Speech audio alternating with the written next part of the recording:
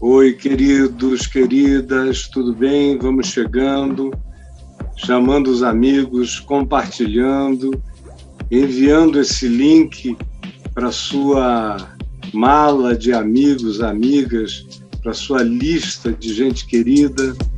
E se você for entrando, vá apertando no like.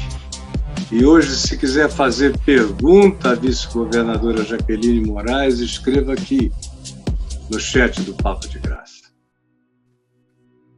Oi, gente. Hoje é mais um dia onde a gente se aproxima de 3.000 mortes em 24 horas, outra vez e outra vez. É a crônica de uma catástrofe, de um assassínio em termos de saúde pública, que já se anunciava desde o início. Desde o início, o óbvio foi chamado de heresia e não se deu valor à projeção das possíveis agonias. E a gente está hoje aqui soterrado ou diluviados pelas vagas do medo.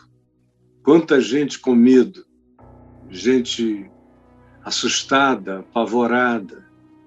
Todo dia eu recebo uma quantidade grande de notícias de amigos pedindo oração, porque estão com Covid, ou é a mulher, ou são filhos, ou às vezes é boa parte da família, e o medo é grande.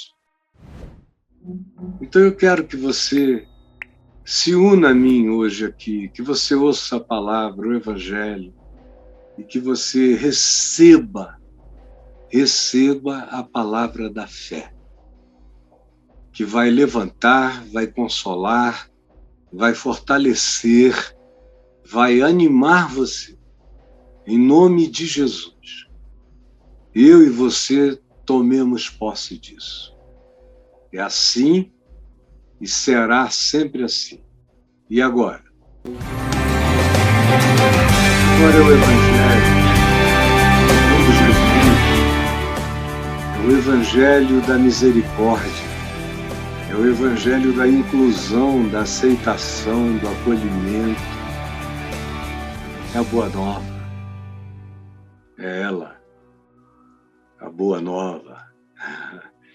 Eu quero ler aqui no Evangelho de Lucas, no capítulo 14, do verso 1 ao verso 6, e eu quero pensar com você até onde Deus vai.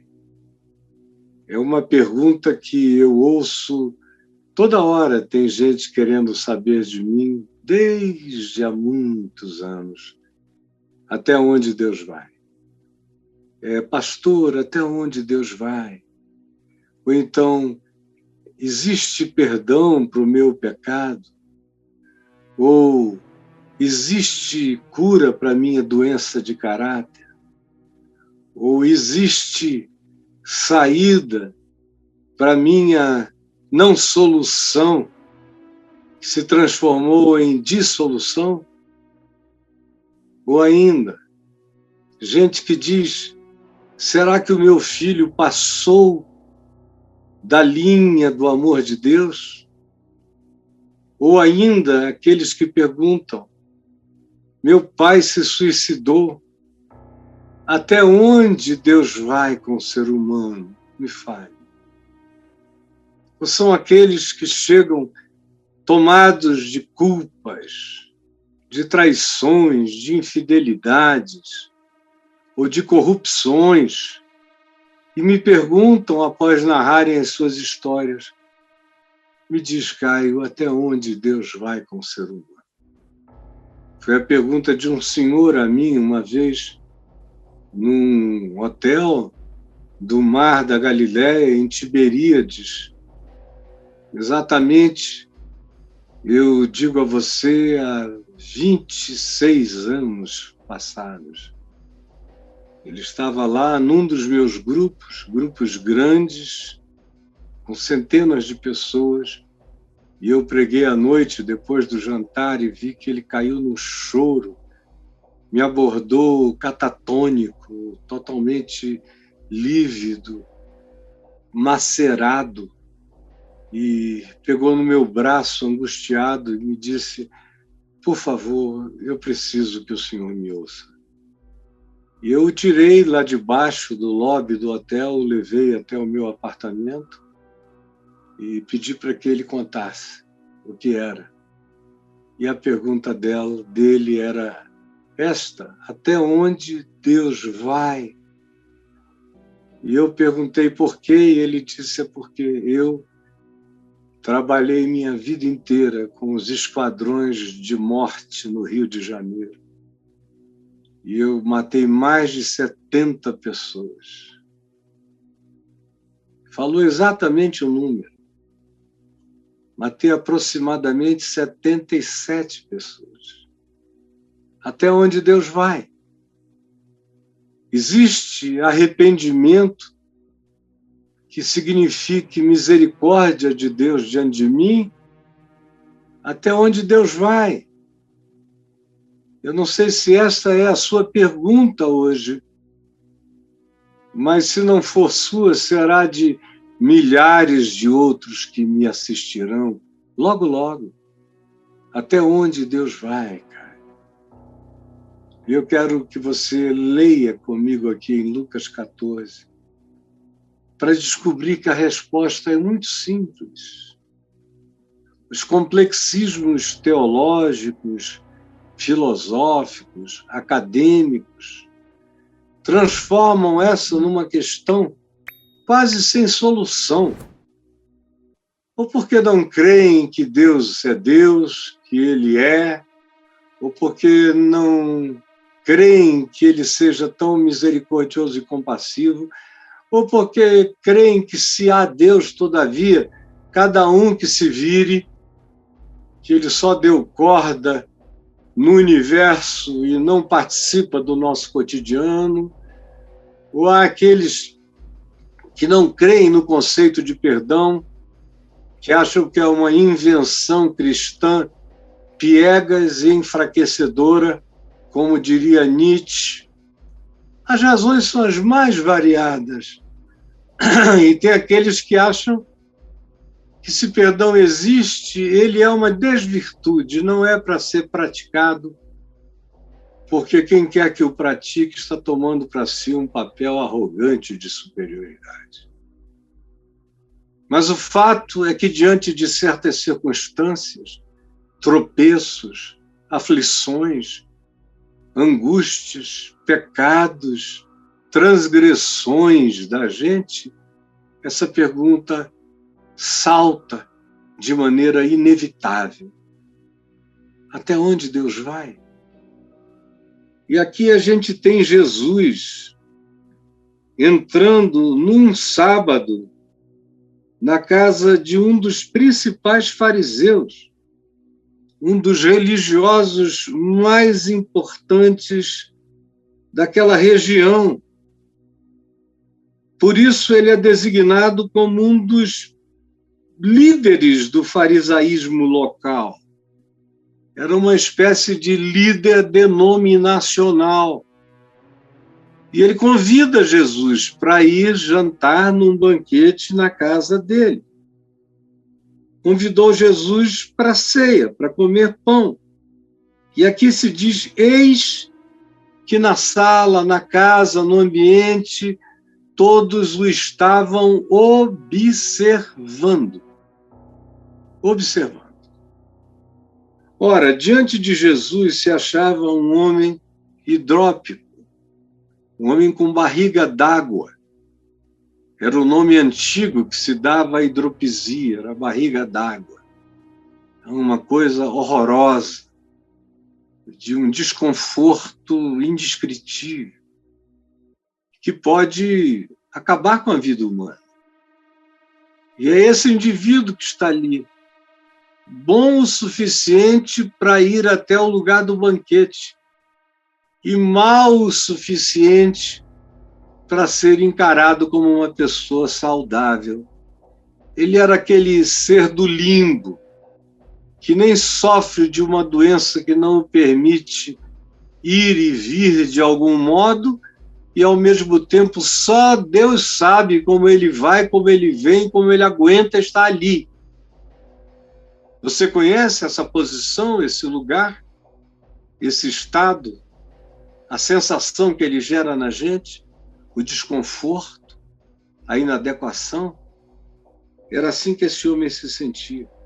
Então Jesus, dirigindo-se aos intérpretes da lei, aos exegetas, aos hermeneutas, aos acadêmicos da teologia, da interpretação bíblica, os cientistas da Bíblia, Jesus se dirigiu a eles que estavam ali, com todas as validações e diplomas de intérpretes autorizados da lei de Moisés e das escrituras do Velho Testamento e dos judeus.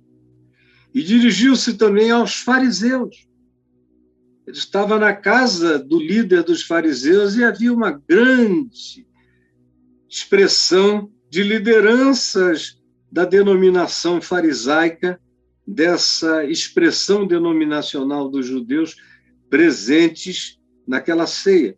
E a eles Jesus perguntou, na presença desse homem que sofria de hidropisia, de barriga d'água, lhes perguntou: é ou não é lícito curar no sábado? Era sábado. Jesus já tinha curado no sábado antes, e os intérpretes da lei, os fariseus e os demais religiosos o tinham perseguido e blasfemado dele, dizendo que ele era um atrevido, que não respeitava a lei de não fazer nada no sábado, porque no sábado ele curava os olhos de um cego, purificava leprosos, arrancava a dor de sobre os ombros das pessoas, e diziam que ele era um blasfemo, um ser perigoso, um herege, porque ele tinha compaixão de quem ninguém tinha compaixão, ou porque ele acolhia gente que os demais, os superiores da religião, desprezavam. Então, qualquer que fosse a sua ação, em qualquer dia da semana, mas num sábado especialmente, imediatamente ela recebia a taxação, o label de expressão herética. Porque era assim que esses religiosos liam as manifestações, os gestos da misericórdia, da bondade, da graça, da compaixão, da solidariedade, da empatia, do abraço curador, da inclusão, que, ao incluir, sara o excluído. Estão ali esses seres acostumados a colocarem esses labels em Jesus. Por isso, agora é Jesus quem volta-se para eles. Dentro da casa do maioral deles, na presença dos seus acadêmicos mais respeitados e dos líderes religiosos mais legalistas. E vai logo perguntando a quem se intitula com o poder de responder, os intérpretes da Escritura, e lhes pergunta: é ou não é lícito curar num sábado? Me respondam. Se vocês disserem que não é lícito, eu não faço nada. A gente fica só olhando para o homem que sofre. Se vocês disserem que é lícito, eu curo o homem. Mas eu quero ouvir isso de vocês. Vocês que têm um poder enorme de acusar, de tratarem com maldade a expressão da bondade de Deus manifesta através de um ser humano, ou especialmente naqueles dias através de Jesus, o que vocês dizem? A gente cura ou a gente não cura? Aí olha a reação deles. Eles, porém, nada disseram. Porque esse pessoal não diz nada antes de você ter a coragem do amor e praticá-lo contra as doutrinas, os dogmas, as morais, os limites, os tetos baixos, os corredores apertados pelos quais ninguém entra e ninguém passa. Eles não dizem nada, até que alguém tenha a coragem de desbravar a maldade, expelir a angústia da dor e curar o doente. Eles não têm nada a dizer. Eles querem opinar depois, só que eles estão lidando com alguém que não é malandro, não é esperto. Eles estão lidando com a sabedoria de Deus. E Jesus diz, olha, vamos queimar uma etapa? Geralmente eu curo e vocês se revoltam depois, então vamos resolver antes. Eu curo ou não curo? Me digam. E eles não disseram nada. Então, Jesus, como que lhes diz, diante do vácuo, do silêncio de vocês, manifesta-se agora a certeza de por que eu fui enviado a esse mundo. Então, Jesus, tomando-o, o curou e falou, vai embora daqui para casa, meu filho. Aqui não é lugar para você. Agora você já está curado, livre, aliviado para sempre, saudável. Vá viver a sua saúde em casa. Você não depende mais de ninguém, nem do capricho de ninguém. Vá viver a sua saúde, a sua liberdade no Evangelho, na experiência de encontrar aqueles a quem você ama e que lhe amam de volta. Vá. E o despediu. A seguir, Jesus perguntou outra vez aos que o estavam observando, aos intérpretes da lei, aos fariseus, qual de vós, se o filho, ou até mesmo o boi, cair num poço, não o tirará logo, logo, não é amanhã, não é depois, é hoje, é agora, é logo, no mesmo dia, mesmo que esse dia seja um sábado. E agora eu quero responder a você com o que Jesus disse aqui, com certeza absoluta. E você me ouça sabendo que você está ouvindo a palavra do Evangelho, a palavra de Jesus, sem dúvida, sem titubeio, sem nenhum achismo. É revelação do caráter de Deus manifesto em Jesus. Em Jesus eu sei quem Deus é, como o homem deve ser, e eu sei até onde Deus vai, com o homem, pelo homem. Porque Deus prova o seu amor para conosco, pelo fato de Cristo, Jesus, ter morrido por nós, sendo nós pecadores irreconciliados com Ele, porque Deus estava em Cristo reconciliando consigo mesmo o mundo, não imputando aos homens as suas transgressões. Até onde Deus vai com o homem? A primeira coisa que eu quero dizer para você hoje aqui é a seguinte, preste atenção, para a gente concluir, e eu quero que você preste atenção. Primeiro, a gente conversa no verso 1, com o fato de que essa questão, até onde Deus vai, Jesus a coloca para o líder dos fariseus, para os intérpretes da lei, para a denominação dos fariseus. Jesus responde essa pergunta dizendo que essa é a grande questão teológica dos religiosos. Religioso fala muito em inferno porque ele não sabe até onde Deus vai. E como ele pensa que Deus é tão horroroso quanto ele, é tão sem compaixão quanto ele,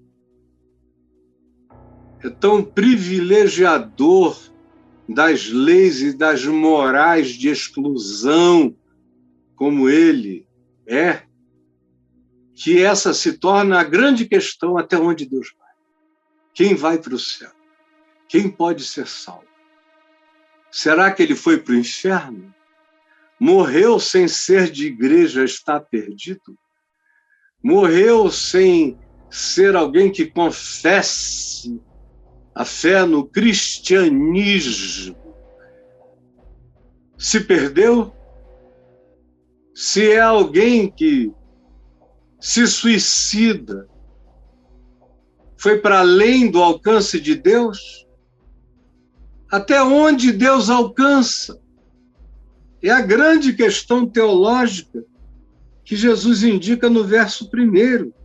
Na casa desse fariseu, aonde estavam os principais sacerdotes, os intérpretes da lei e os fariseus, o observando.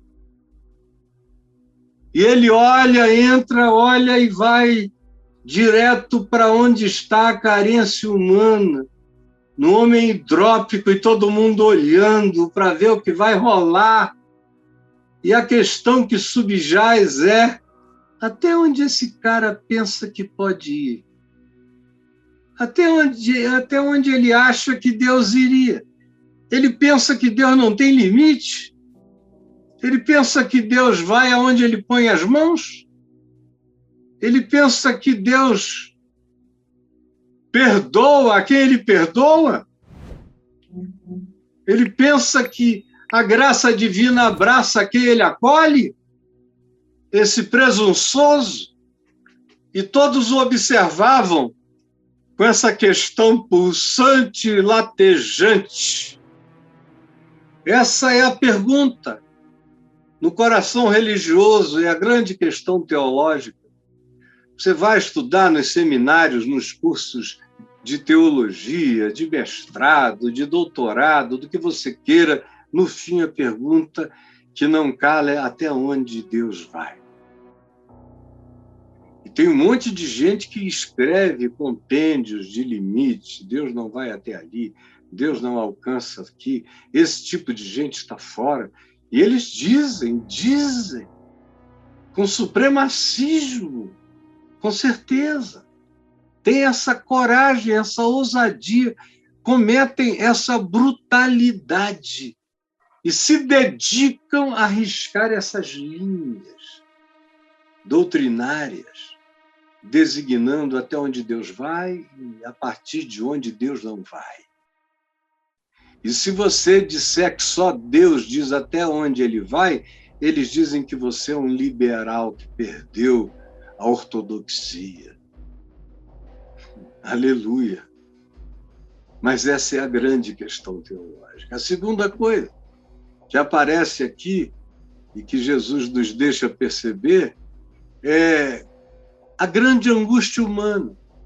Se o religioso olha para esse drama aqui descrito e por mim lido como a grande questão teológica, até onde Deus vai, se é a grande questão teológica, saiba, sempre é a grande angústia humana.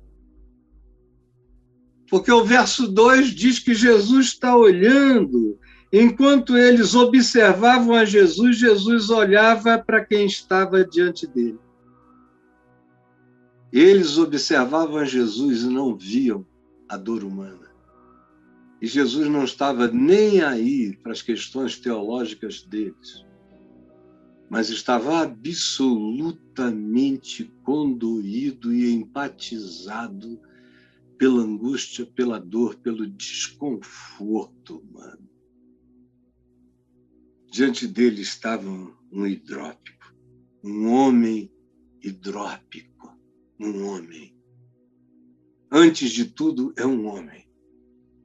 Depois, é um homem hidrópico, é um homem lunático, é um homem esquizofrênico, é um homem com câncer, é uma mulher com transtornos emocionais, ou é uma mulher que desorganizou-se de maneira hormonal e está tomada por angústias e ansiedades imensas, ou é um jovem que se viciou em determinadas drogas, mas sempre tem um homem antes, um ser humano.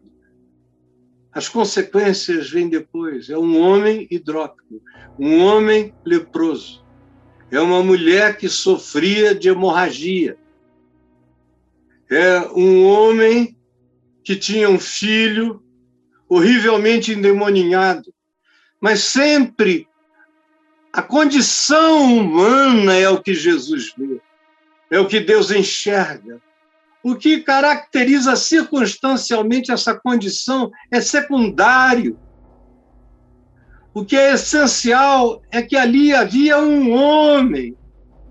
A hidropisia vinha depois, o homem vinha primeiro. Ninguém quer abraçar a hidropisia, mas quem é de Deus quer abraçar o homem hidrópico. E tem olhos para ele. Jesus não tem olhos para as questiúnculas teológicas, mas tem olhos para o homem que é a questão dos outros. Nesse ele foca em você com graça, com misericórdia. E aí vem uma terceira realidade que Jesus nos ensina aqui e que eu quero que você guarde, que é o fato de a grande provocação divina acontecer sempre simultaneamente. Eles perguntam até onde Deus vai. Jesus disse, essa é a questão de vocês não conseguem viver o amor de Deus como solução. Vocês só conseguem pensar em Deus como questão que provoque acusação. É assim? Vocês não enxergam o ser humano, vocês enxergam apenas as condições, as circunstâncias, a calamidade dele. Pois fiquem sabendo que olhar para ele e não olhar e não ouvir as questões de vocês, é a grande provocação de Deus. É a grande provocação divina. É não estar nem aí para as catequeses, para os catecismos, para as doutrinações das limitações divinas. E, ao invés disso, olhar no homem, na mulher, na condição que os acomete e fazer do amor de Deus a grande provocação. Olha o que diz de maneira tão linda o verso 3, que diz que a pergunta dele, a provocação dele é essa, é ou não é lícito curar no sábado? Então me respondam, ele está aqui para provocar, eles, porém, nada disseram. E você tem que ter a coragem de se insurgir antes, ou então cale-se para sempre. Jesus fez como nos ritos de casamentos formais. Tem alguém aqui que tem alguma coisa que possa impedir esse casamento, essa cura milagrosa? Se levante agora. Ou então cale-se para sempre, seu fariseu. Ou você cura o homem, ou vá calado. Ou não se meta, ou não abre a boca. Ou você tem remédio, ou ofereça silêncio. Ou você tem lenitivo, ou então ofereça quietude. Ou você tem intervenções que saram, ou assuma as discrições que não incomodam. Essa é a provocação. E eu tenho visto, graças a Deus, muitos indivíduos irem se convertendo diante da provocação do amor de Deus. ou você tem coragem de se manifestar ou calado. Não se meta mais nos meus assuntos com os angustiados e miseráveis e sofredores dessa vida. Afaste-se. Vocês gostam de gente pseudo-sã. Eu vim buscar doentes e pecadores. Saiam daqui. Aqui não é o lugar de vocês. E essa é a grande provocação divina. E, em último lugar, preste atenção. O que eu gostaria que você guardasse. Jesus diz que todo aquele que ama sabe até onde Deus vai. Você pode repetir isso comigo? Jesus diz, Jesus ensina que todo aquele que ama sabe até onde Deus vai.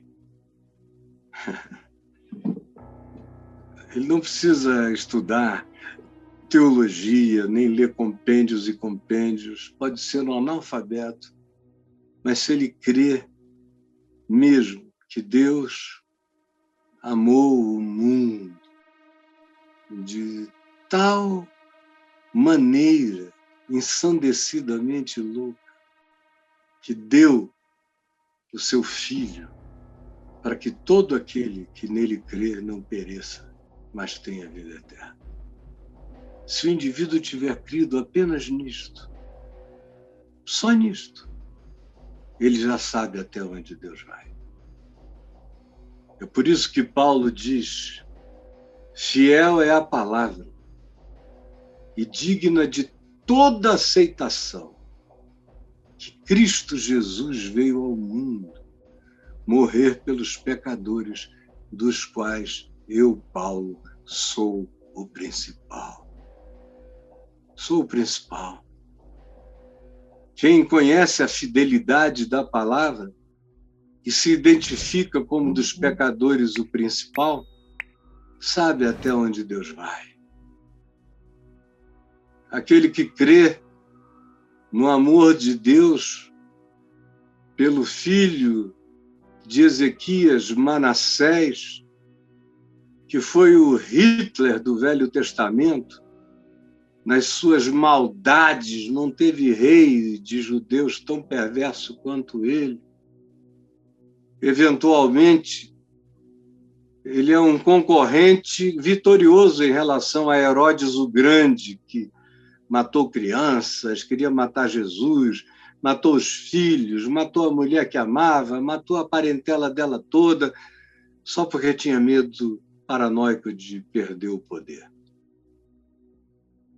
Mas quem creu que Deus perdoou ao rei Manassés, porque ele se arrependeu dos seus indescritíveis e perversos pecados e o perdoou, porque ele se quebrantou até as entranhas do reino de Deus, com o coração quebrantado, e foi perdoado. Quem crê nisso não precisa ser doutor em nada.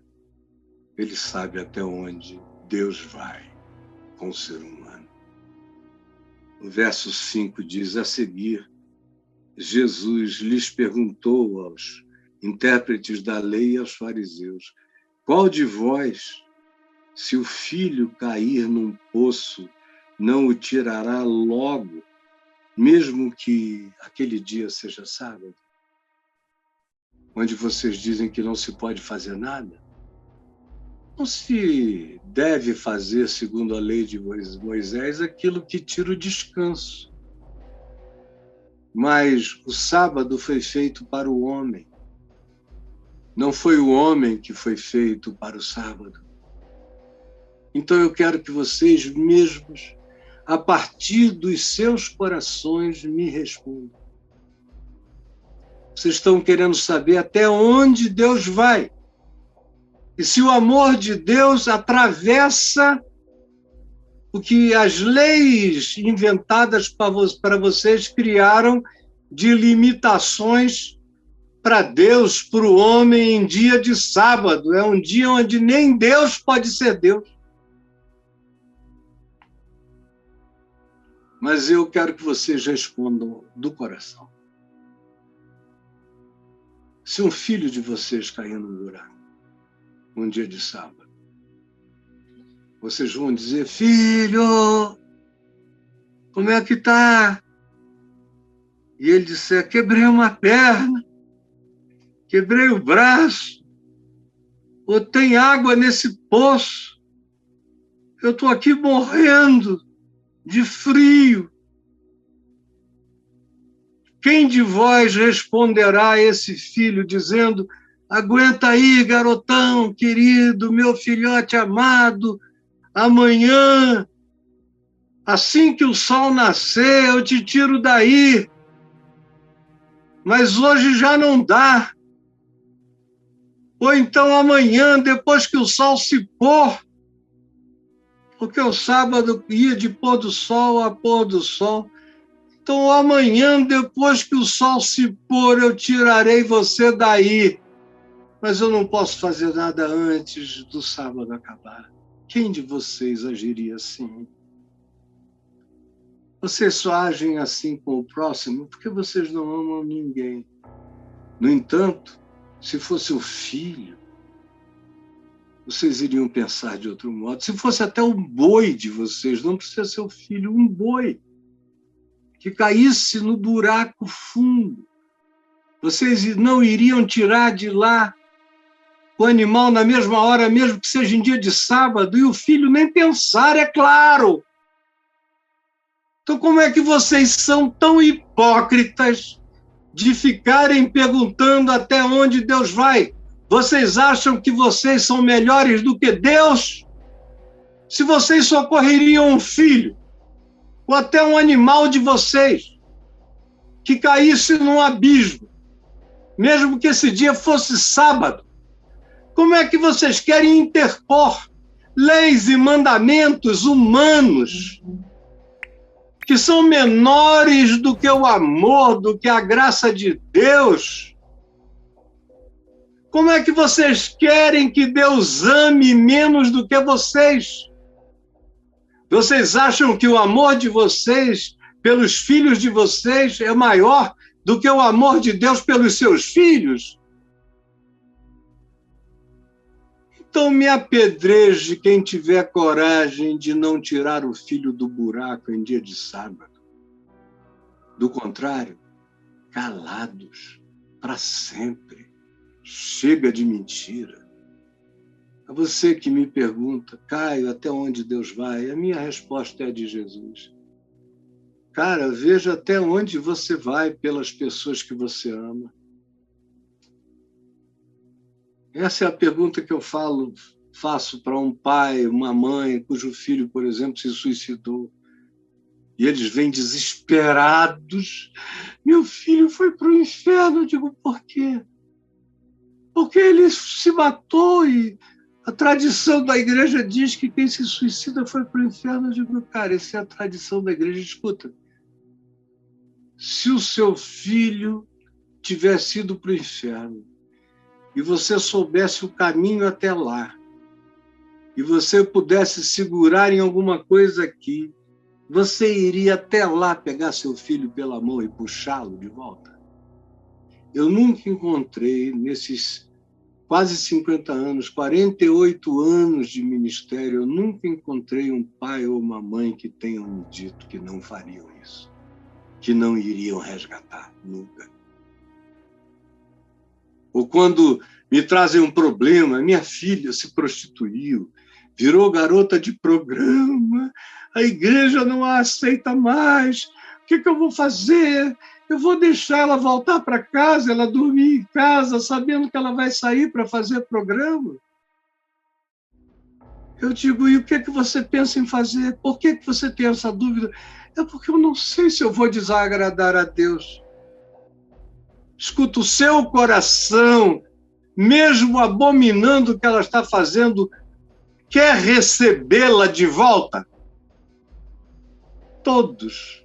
Eu acho que no curso de centenas de vezes que eu fiz essa pergunta, um ou dois pais muito doidos de estupidez me disseram que não queriam mais que a filha entrasse em casa. Todos os demais disseram: eu quero que ela volte, eu só não quero que ela desapareça. Eu digo: então, vai até onde Deus vai, porque Deus vai até onde a tua filha esteja. Ele deixa as 99 ovelhas no aprisco, vai procurar uma que se desgarrou. Ele é como aquela mulher que deixa o serviço da casa o dia inteiro e vai procurar uma pataca de um estáter valoroso, uma moeda antiga, com um valor enorme, até achá-la, e depois reúne as amigas, dá uma grande festa pela alegria de ter recuperado o que ela gostava tanto. É como o pai dos 2 filhos, e um deles vai embora e se arrebenta todo, quebra a cara, e depois de uns anos volta como um mendigo esfarrapado, e o pai o vê de longe, corre na direção dele, o abraça e o beija, põe-lhe um anel no dedo, sandália nos pés, bota que ele traga uma boa roupa, manda contratar a melhor banda da cidade, matar um novilho cevado e fazer uma festa, e alega: porque esse meu filho estava morto e reviveu. Estava perdido e foi achado. Até onde o amor de Deus vai? Lembram em Lucas 16, aqui na frente, daquele administrador infiel? Tudo que eu falei aqui está no capítulo 15 para frente. Aquele administrador infiel aqui no capítulo 16 foi apanhado roubando. Aí falou: meu Deus, eu desagradei o meu Senhor, o que vai acontecer? Eu vou ser posto na rua.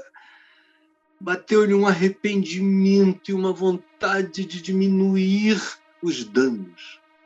Ele pratica a teologia da diminuição dos danos. E aí ele chama aqueles de quem ele tinha se apropriado indebitamente e faz um negócio. Quanto você deve ao meu patrão? Aí um diz 100. Ele diz: escreve 60, está tudo quitado. E vai fazendo assim, baixando a dívida de todo mundo, e todos ficando alegres, e dizendo: olha, se você um dia precisar de alguma coisa, minha casa está aberta para você.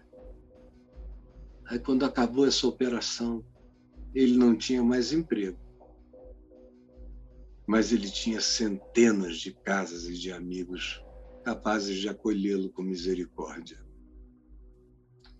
E Jesus elogiou esse administrador infiel, porque ele sabia até onde o amor do seu patrão iria, porque o patrão chegou e o elogiou. O elogiou porque ele se ouve atiladamente, sabiamente, porque era melhor ter um prejuízo de 20% do que de 100%. E o patrão disse: ele fez bem feito. Eu não vou carregar em nenhuma punição sobre ele, porque ele acreditou que a minha compaixão se estendia para além das lógicas de gestão. Até onde o amor de Deus vai? Jesus diz que aquele que ama sabe até onde o amor de Deus vai. Eu estava ali embaixo, celebrando o aniversário da minha mulher, eles continuam lá. Alguns dos filhos e netos, nem todos puderam vir, porque alguns ficaram muito gripados. Distanciamento social, 2, 3 metros, muita alegria. E eu contei lá uma história, eu não sei nem agora porquê, mas a propósito daquelas coisas loucas que você faz na juventude ou na adolescência, e eles que são meus filhos. Até a Adriana diz: meu Deus, é quase impossível acreditar. Eu só sei que houve, porque eu conheço os seus amigos, com quem você e para quem você fez, e as histórias, isso e aquilo, mas de outra feita não dá para acreditar. Só dá para acreditar porque a gente sabe até onde o amor de Deus vai.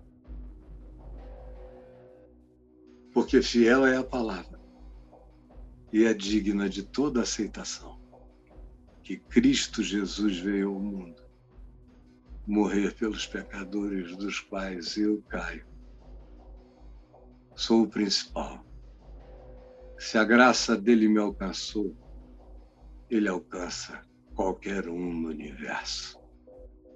Senhor Jesus, que essa palavra singela, singela, singela, encontre um pouso, um ninho, um acolhimento, um agasalho, um cobertor de amor no coração de cada pessoa que me ouviu,